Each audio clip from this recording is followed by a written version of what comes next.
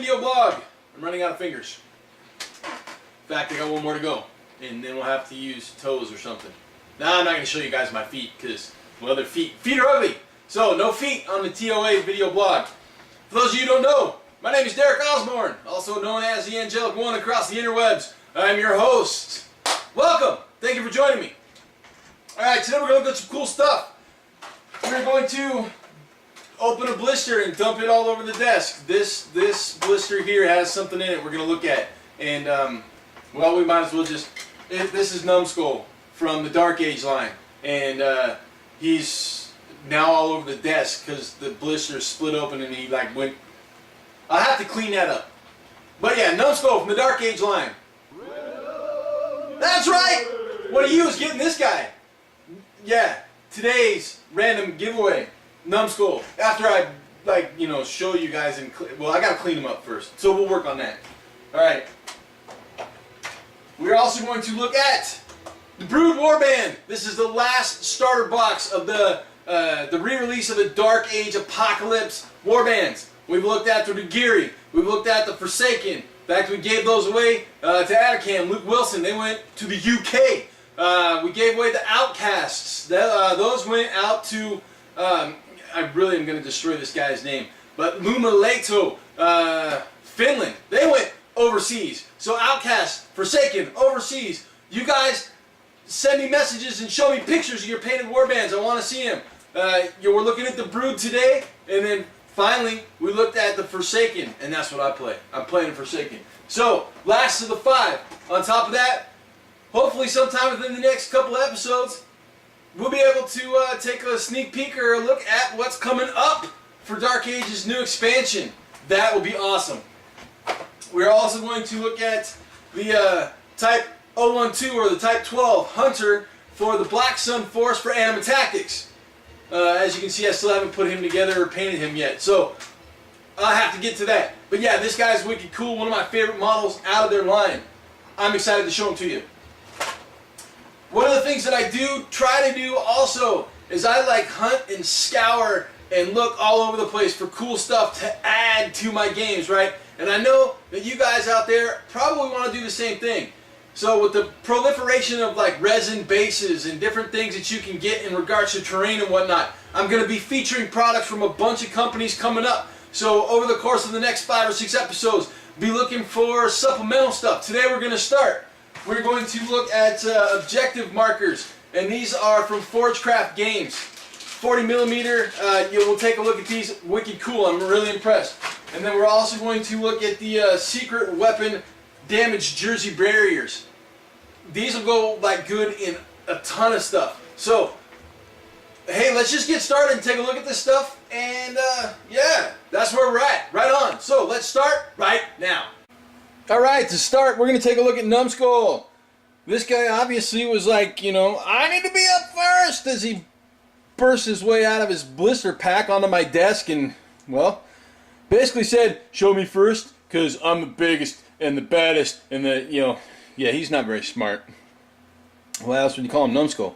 Anyways, okay, so like the guys at Dark Age announced a while back, some of their larger figures are going to start doing in resin. Now, we saw Mongo last episode. Obviously, an awesome resin piece. I was totally digging the Mongo action. You know, we got the same thing here with Numskull. This guy's a monster. Like, literally, just huge. On top of being, well, a monster.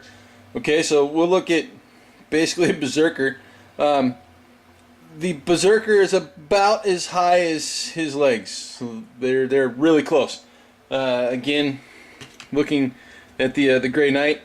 The Grey Knight, even with his halberd, is barely as tall as his leg. So, obviously, we're dealing with a huge piece of plastic. Now, as you guys have probably figured out by now, I don't rate things on a 1 to 10 scale. I rate things on a how easy is this going to be for me to put together and use scale. I want to see awesome detailing, but I also want to basically look and find, you know, where the problems are, where the extra work is going to lie. If I'm going to have to do a lot of cleanup or not. You know, little tiny pieces of flash like this, honestly, not a big deal. Because I can scrape them off, grab a piece of sandpaper and smooth that out, and we're good to go. I've got a couple of little tabs here, obviously on the bottom. We'll just cut those out. You know, again, little pieces of plastic that have just kind of attached themselves. Not that big of a deal. Overall, you know, looking at the mold quality, little bit of extra plastic, but no mold lines, no problems, no big cleanup, no issues, no angry A1 at having to put his models together and use them. Now, this guy comes with a scenic base that is freaking awesome. That's the bottom of it. I had it upside down. That's the top of it. That is fabulous. I love it. Rocks and a crater and just straight up killerness. Obviously we got two little pieces to clip off here so it sits flush, but that's what the Numskull sits on. Now again, I don't have anything to grab this guy with, so you get a look at my ugly fingers. Great detailing in the face. I'm going to put him down and we'll do a super zoom on this in a second.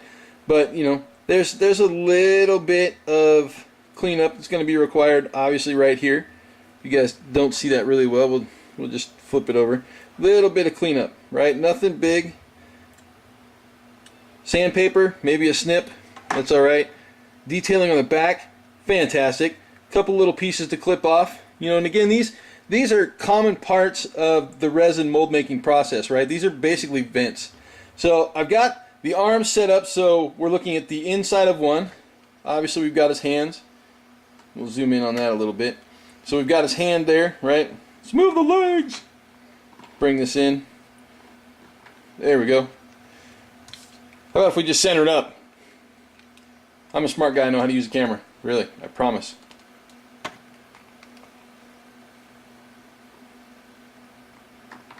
Lighting is terrible in my office. You know, one of these days I'll just like buy a professional lighting system and, you know, do all that reflective stuff. No, that's just way too much for this little one-man operation.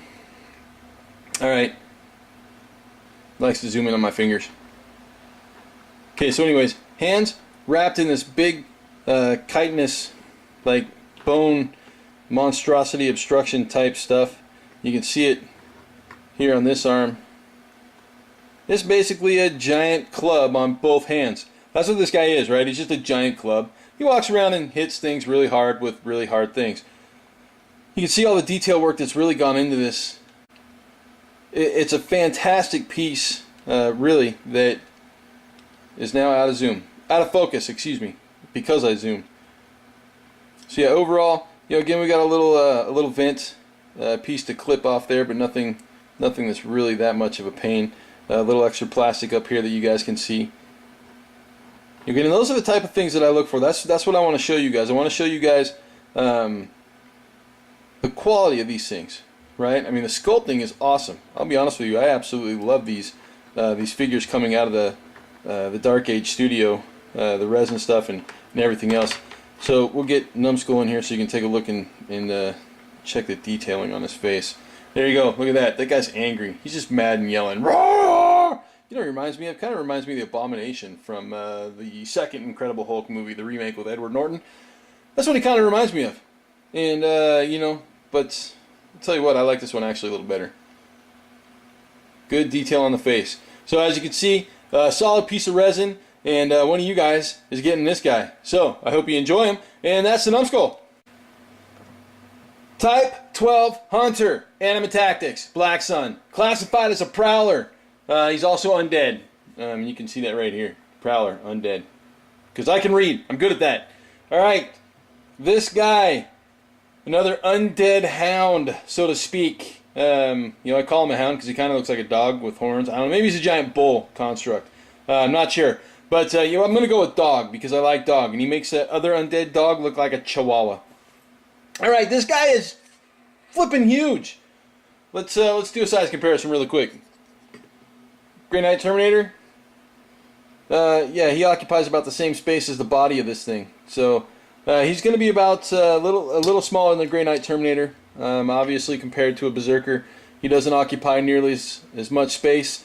But still, for a model that you can take one for every 110 levels, fairly sizable. Comes on a 40mm base. Gotta love those. 40mm. It's your birthday. It's your birthday. 40mm. It's your birthday. Y'all, you know I love the 40mm bases. We had to talk about that. We might talk about it again sometime soon. Coming to an episode near you. Alright, anyways. Type 12 Hunter. This model laid out basically in assembly, right? 2 sides of the body, 2 back legs, 4 shanks, I guess, or your shoulders. Basically drop up in on there. And your arms, your neck and your head, lower jaw, and the horns. This guy is awesome. Let's take a closer look. We'll see if we can get the zoom tactic in on him. Look, I got the copyright on the card. So we'll move this out of the way. We'll move the 40mm base and we'll slide this over and take a look at some of the detail. Alright. Looking at the detail.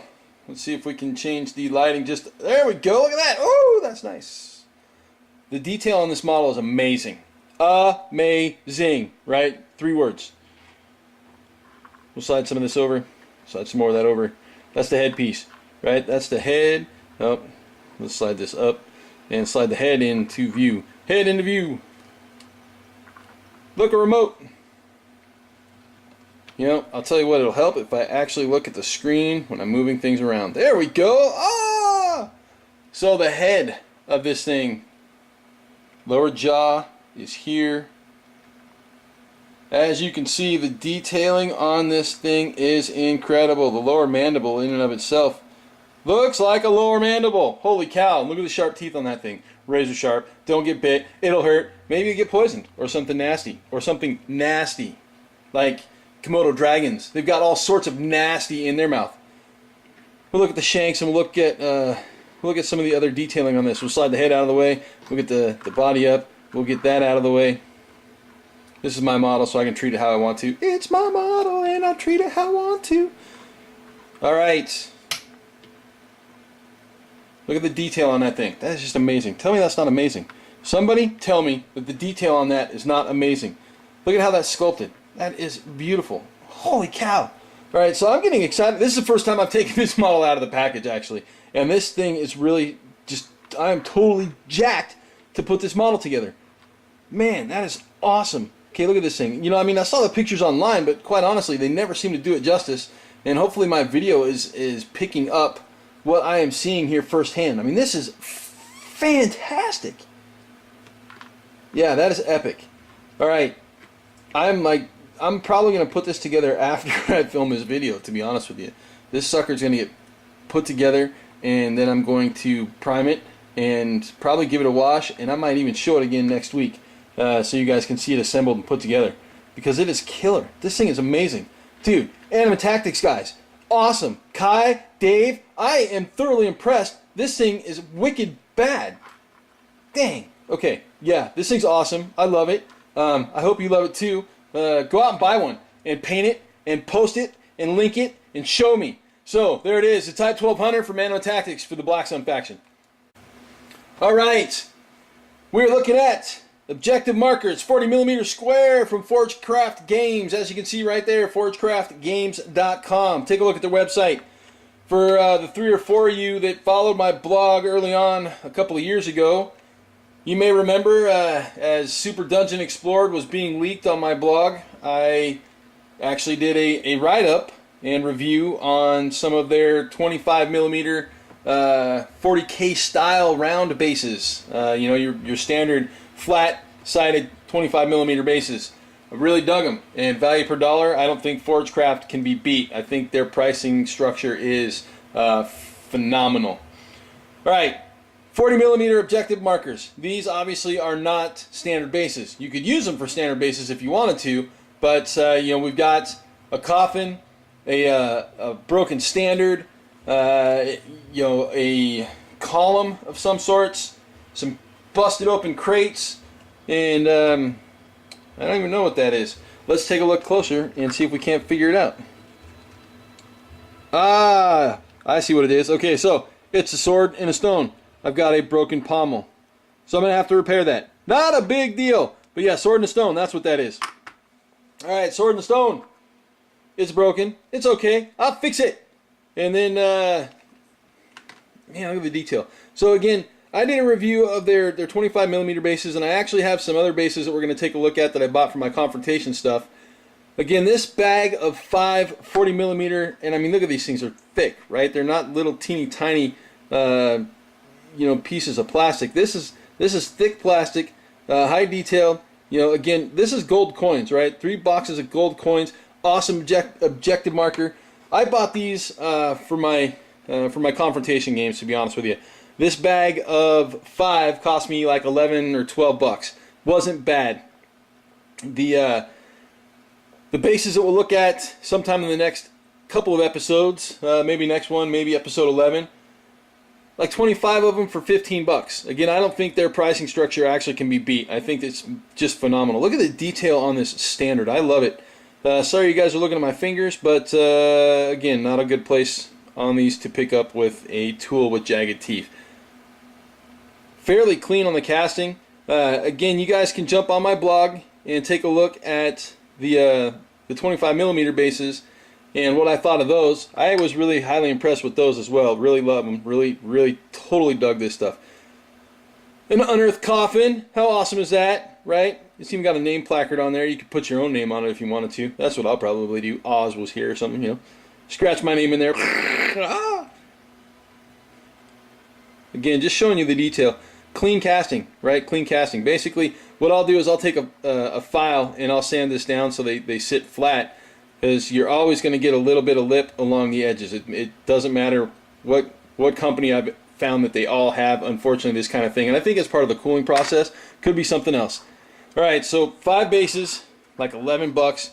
Again, I've got a broken pommel here, which will be an easy fix. Just a quick little piece of glue, or a spot of glue, I should say. But we'll get the mega zoom in on there and allow you guys to take a look up close and personal at the detail that comes with these bases. We'll try to get all 5 of them in there so you can see at least bits and pieces of each one and how well I guess we can go through and just look at each one individually. Gold coins, right? Gold coins. And coffin, unearthed. Standard. Busted column. Sword in the stone with a broken pommel. And obviously the reason why the pommel broke, there was an air bubble. That's what that little thing in there is that was an air bubble, and it just caused the pommel to come off. So, not a big deal, easy repair, little super glue, simple, quick fix. I actually will probably just pin it with a small paper clip and we'll call it good. ForgeCraftGames.com. Take a look at their bases, you will not be disappointed.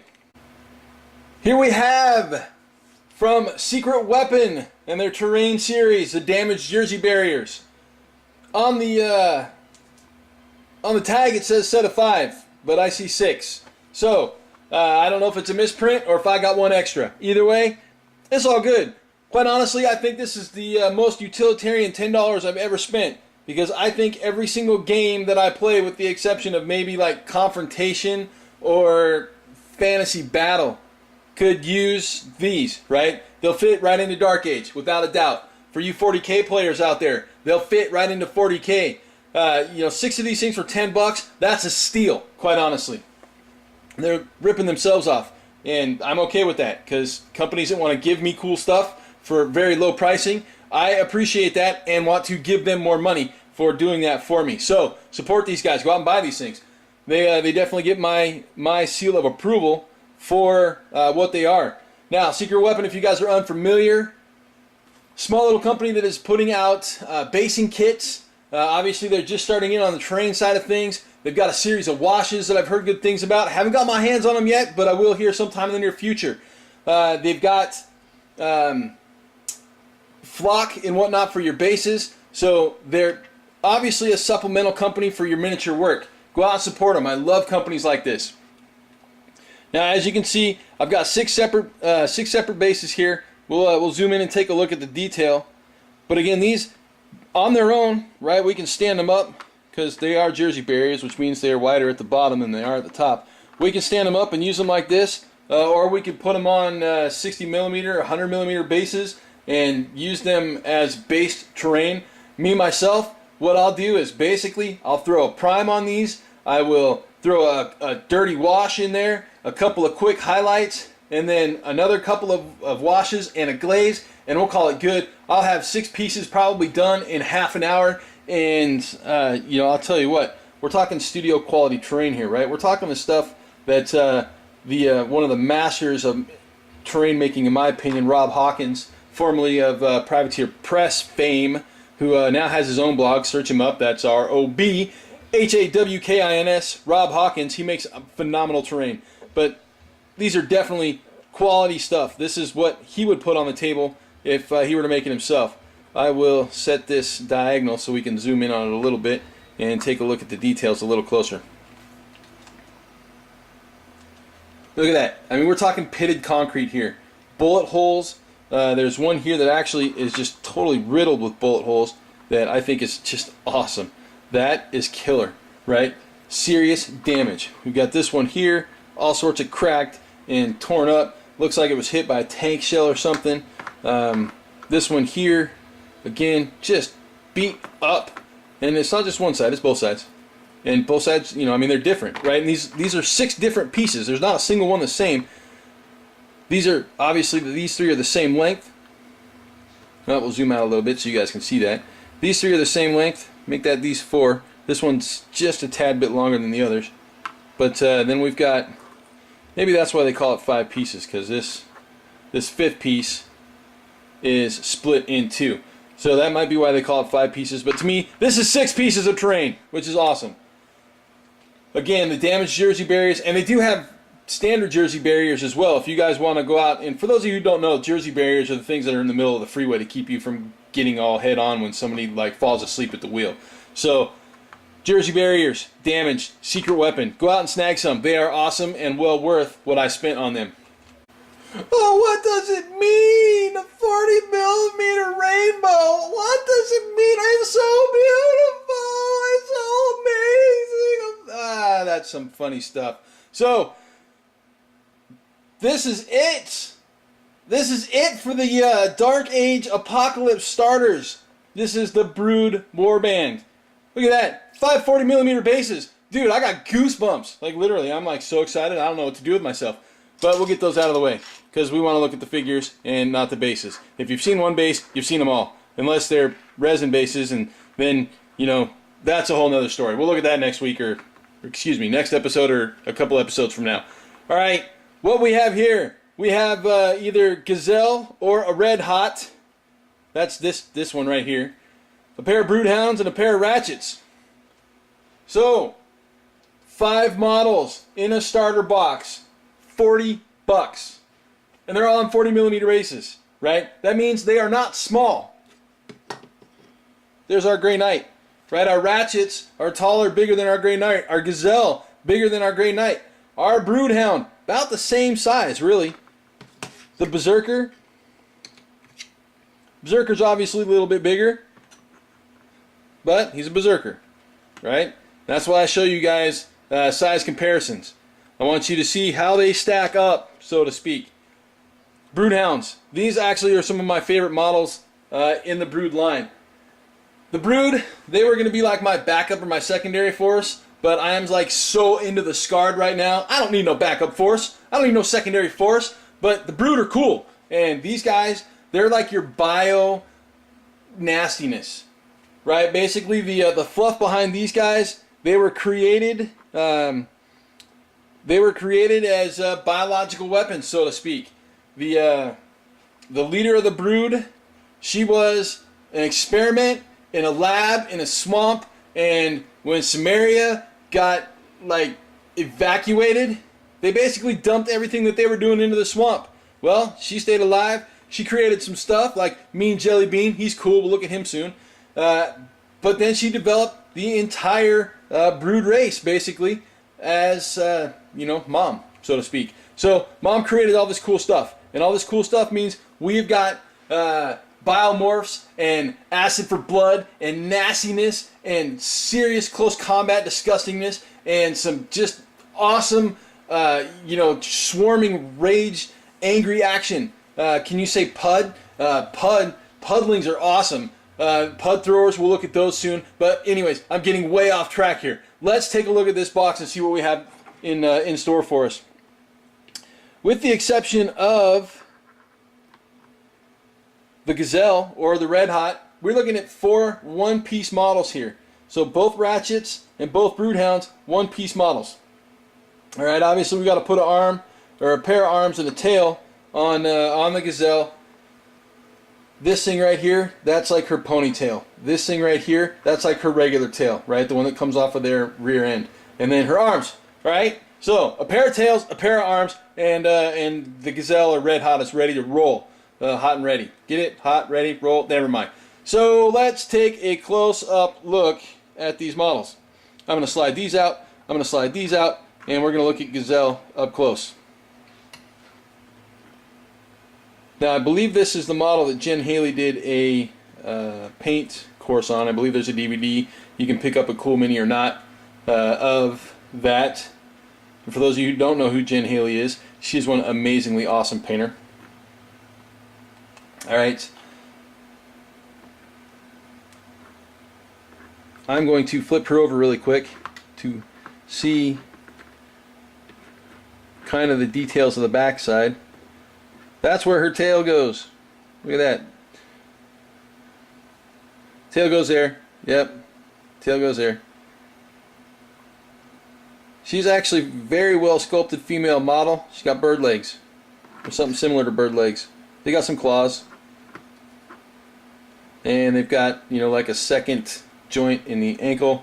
Things are a little off for being a standard female, but she's not a standard female, right? She's got bird legs.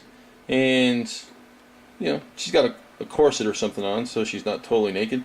But, epic model. Awesome face. Take a look at that. If I can get the camera to focus on it. We'll zoom out just a little bit. There you go. There's good focus on that face. Beautiful face on this model. Flipping over and looking, I don't see a whole lot of flash issues to take care of. Obviously, I got a little something to take care of right here on the thumb. But again, I'm looking, no mold lines. No mold lines. That means, you know, again, I'm not going to sit there and preach about how Cool Mini takes care of their molds. But basically, you start seeing mold lines when your molds wear out, right? And that's a quality control thing. So up next, we'll look at both of the ratchets. We'll zoom out a little bit and take a closer look at these guys. Get those out of frame! Sometimes it's just better to use your fingers. Alright, ratchets. These guys basically have big clubs and they want to hit you really hard. And they want to make it hurt. We got a pair of them. He's playing baseball. Who's on first? What's on second? I don't know. Third base. Abbott and Costello. If you guys haven't got the joke. The delivery, terrible. But I don't care.